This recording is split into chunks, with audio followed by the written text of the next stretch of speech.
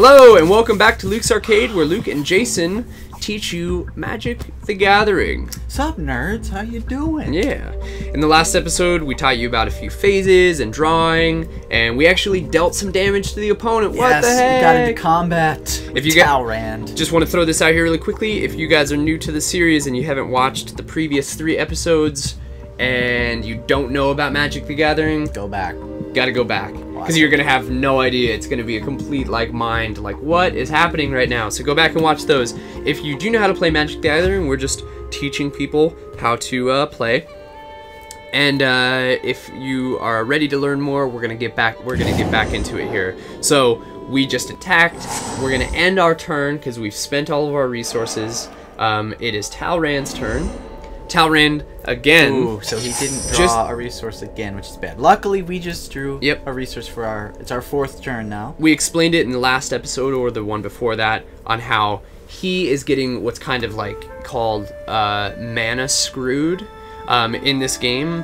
If you don't pull these land cards, and he only started the game with 2 land cards, but at the beginning of your upkeep turn, you draw cards. So if you don't pull any more land cards, then you get mana screwed, and then he can't play. Basically, he's getting behind.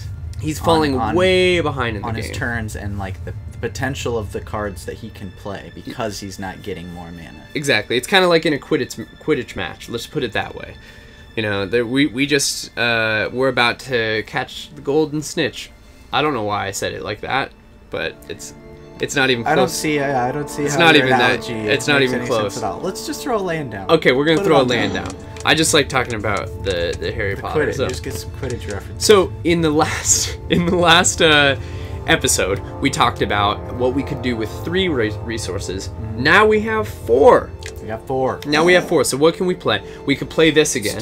We could still do any of the things that cost 3. We could still do that one. That one costs 2, so we could do that. We could do this one if we wanted.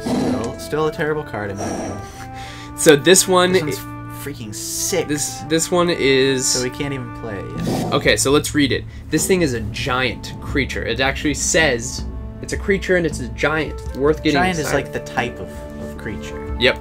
So he's an Inferno Titan is the name of him. So he's a turn 6 because the way that we got that, again, is that you have to have 4 any color resources. It's also called clear.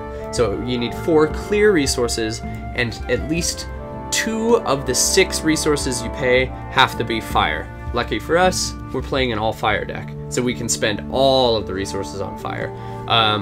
It has 6 attacks, 6 hit points, and then what's its text? Explain that real quick. Okay, so I'll skip down to the second half first. So whenever Inferno Titan enters the battlefield or attacks, it deals 3 damage divided as you choose among 1, 2, 3, or 3 really target creatures or players. So it's actually the same ability Yeah. that we have in our hand right here. It's the exact same thing. Attached to that guy. So when we play him, it's like we're playing this card. Every single time. But we're also getting the guy. And then anytime he attacks, it also does that ability. So that's like an amazing card. Basically, that shows the power of later game cards. Yeah, like the more expensive the cards spells. There are some cards. Give him an example of a turn 10 card that we really like. Well, there's like a 1 turn 10 that it costs 10 resources to play it, and it actually gives you 2 extra turns after your turn. After your turn. So you do all your stuff, you put a resource down, you play a card, and then before your opponent gets to even have another turn, you get 2 more turns. Yeah. So the way that would work stuff. is that you would end your turn and then you start your turn again. So you ready all your stuff, you draw another card, and then you say my turn's done again. Instead of your opponent getting it, you get another 3rd turn before your opponent gets one. So that's just giving you an example of what a turn 10 card would give you. This is a turn 6. And as we said, the turn 6 has a built-in turn 3 card that he can do every single time he attacks. So he's very, very good. We can't play him this turn because we only have 4 resources available. So that opened us up to playing a Furnace Whelp, which is kind of a little baby dragon. Yeah, it's similar to the guy we played last time, but not quite the same because it doesn't have haste. It is a flying creature. Yep. And it is also 2 hit points and 2 attack.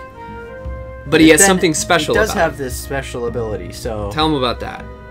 Whenever you see an ability like this on a creature, where it has the little red symbol there, it means pay this, which is it's one an mana. It's an if-then statement. Yeah, so it's like if you pay this, then you get whatever's to the right. So in this case, it's pay 1 red, and Furnace Whelp gets 1.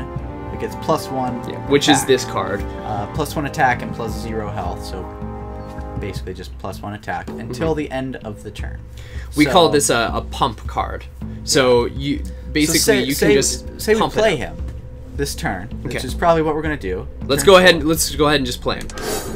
So that uses all of our resources, as you saw, all of our resources tapped, and now we get him out here. But as Jason explained in the last episode, when you play a creature onto the battlefield and it doesn't have haste, it has summoning sickness. Summoning sickness basically means you can't use this creature this turn unless you've controlled it since the beginning of your upkeep phase, which is the start of your turn. We just played this guy. He wasn't in our control at the beginning of the upkeep phase, so he has summoning sickness, and that's what these little swirls are around him. It basically just says, like, nope, you can't attack with him or use any of his abilities this turn. Yeah, and the way we said it, it almost sounds like haste is a more common than not thing. Yeah. But actually, it's the other way around. It's more common that creatures don't have haste, and that they can't attack. Haste is it's like a valuable. It's a very valuable keyword that only some creatures get. If you see a card with haste, you can almost always immediately think like, oh, this creature is probably going to be pretty good. Sometimes there are really bad haste creatures, but for more often than not, haste creatures are sought after because they're just like more ferocious. They can come out and attack right away. So since we've had this creature since the start of our turn and he had haste, doesn't matter, we can attack with him again. So let's go ahead and attack with this guy. Yep, that's our flyer, so he'll just go right up over that opponent's creature. And just as a refresher, we have the opponent's creature is a land creature with no flying, so he can't block with him. So we're going to go ahead and attack. You'll see he'll just take like a chunk out of this guy. Yep. Deal 2 damage. So basically bit him. And yep, it basically just says to win the game we have to get him down to 0 health. We've taken him from 20 to 16. So we're doing pretty well right now. Doing some work. Okay, so he just got... Ooh, he's finally playing a card. Okay, so as you can see, this big arc that he's about to put this card on to his creature. So let's go ahead and explain. He's playing an enchantment card. So go ahead and tell him about this. We mentioned enchantments in an earlier episode. It's an ability card that basically comes into play and then stays out in the field until it's either destroyed or, in this case, this is attached to a creature. Yep. So he's sticking this onto his crab right now. He's basically giving his crab curiosity, which is kind of a funny thing to say. We never really think about it like that, but it is kind of funny. Like, he could be like, oh, I'm about to give my crab curiosity, which costs 1, as you can see. Oops, up there you can see that it costs 1. And what does it do? So whenever the enchanted creature deals damage to an opponent, meaning us out of our 20 hit points, then the opponent gets to draw a card. This is a terrible play on the computer's part that we're playing against right now. Because he has 0 attack. So we're going to go ahead and continue, and we're going to let that be put on top of that guy. But now let's take a look. So now, look, we have the creature, and he has the curiosity card on him, which says if he deals damage to us, he gets to draw a card. Great spell. It works really well. But it doesn't work well on this creature, because this creature has 0 attack. He's never going to deal damage to us. So basically the computer is desperate. At least not right now. Yeah, right. The computer is desperate. It's possible to give your creatures more attack with other cards, but at this moment he cannot deal any damage. So that was kind of a really stupid play on his part. But at the same time, he was going to have to discard it, because if we take a look over here on his side, you can see he had 8 cards in his hand. If you end your turn and you have more than 7 cards in your hand, you have to discard one. So no good. So it looks like, again, he didn't draw a resource. Yep. And it is like, you know, totally random the way that the decks are shuffled and you get your draw. You get your first 7 cards. So we actually just got our first time where we're not going to be able to put a land down. Like we've been saying, you can put 1 land down per turn, and it's always really important to be putting land down per turn. In most decks, it's good to be putting a land down per turn. This time, we can't put a land down because we don't have one in our hand, so we're kind of, like Jason said earlier, setting ourselves back just a little bit. But that's okay, because we already do have some pressure out on the field. We have two creatures with both have 2 attack and flying, and then we have some abilities that we can play. Mm-hmm. So we already have our 4 resources, so we can either try to spend as many of them as we can, or just save some of our abilities. I'm going to explain this the best way that I possibly can. I'm going to do what's called a combo in this game. So we got this card called Rain of Embers. It costs 2. We have a total of 4 resources. So I can spend 2 of our 4 to play this. What Rain of Embers does is it says, Rain of Embers deals 1 damage to each creature and to each player. So, what we could do, this is one of the moves. I'll ask Jason what he thinks is the best move. So what I could do is I could play this. That would deal 1 damage to everything. Basically to everything that has health. It will deal 1 damage. And that's including us. It's going to hurt us for 1. It's going to hurt them for 1. It's going to hurt this little crab for 1, bringing him down to only 3 health left. It's going to hurt our flyers for 1, but our flyers have 2 hit points. So it will bring them down to 1 health. But the reason why I think it'd be a good combo to do right now is because that would bring his crab to 3 health, and then we have a card that we could also play that costs 2 that says Searing Spear deals 3 damage to target creature or player. So then we could do 3 damage to the crab, where he'd only have 3 left, and that would kill the crab. Should we do that? Yeah, I mean it's generally you don't want to have to expend too many cards just to deal with 1 other card. Mm-hmm. But in this case, this guy's already in trouble because he's so far behind in resources. We kind of have control of the board right now. He can't even block with this guy. He's almost worthless. Yeah. So it's almost like, why bother dealing with him when he can't even do anything against our guys anyway. We're preparing for if we were to play with any land creatures. So we could just use that damage on the opponent, but why not get rid of this card, because he's already not only behind in resources, but he also now has played another card on top of this guy, so he's not only behind, but then he's going to be losing. It's only 2 cards he has played. It's almost like kicking him while he's down a little bit, and you can do that in this game. Like, this is a computer, we're gonna kick him while he's down. So let's go ahead and do it. So we're gonna play Rain of Embers. It's basically gonna do 1 damage to everybody, and this also shows the power of a combo. So like we were talking about earlier, that other card that at the beginning of each turn it deals damage to whoever's turn it is bad because it's dealing damage to us as well.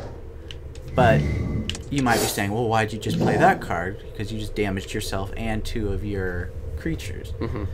Well, yeah, we did have to take 1 damage. Our creatures are going to survive.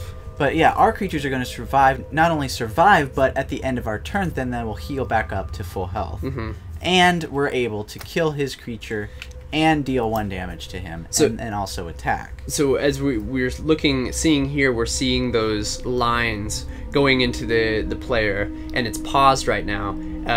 Those creatures are about to go and attack into the creature, but as that's happening, I'm going to play the instant cast spell on his hatchling to kill him right now. So we're selecting that. So as you see, deal the final 3. We're paying the 2. We paid the 2 to do that, and now our creatures are gonna fly in and hurt him. 4 more damage.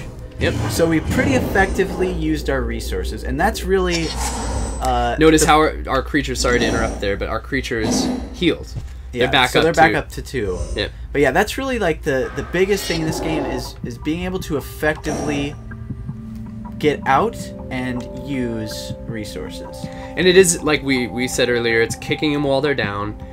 It's just kind of, I don't know. The more we're damage we're dealing to them and hurting them, but yeah, I mean it's the point of the game is to defeat your opponents. Yeah. So what's happening right now? He has had some unfortunate luck, but that's just part of the game. Like there are games where we get a bad draw and don't get resources or don't get only resources or something crazy. Yeah. But anyway, so he's finally playing a card. So we're gonna take just a little bit of a break here, but when we come back in the next episode, we're gonna explain what he's doing here. He's casting a creature, and we'll talk a little bit more about that and what he can do with that creature. So we'll see you in the next episode. Thanks for hanging out. Thanks for commenting and rating and subscribing to Luke's Arcade. We will be watching this series because Jason and I like Magic. We like Magic the Gathering, and teaching you guys about this type of stuff is fun for me at least. Are you having fun? Yeah, are you guys having fun? All right. We'll see you next episode. Bye.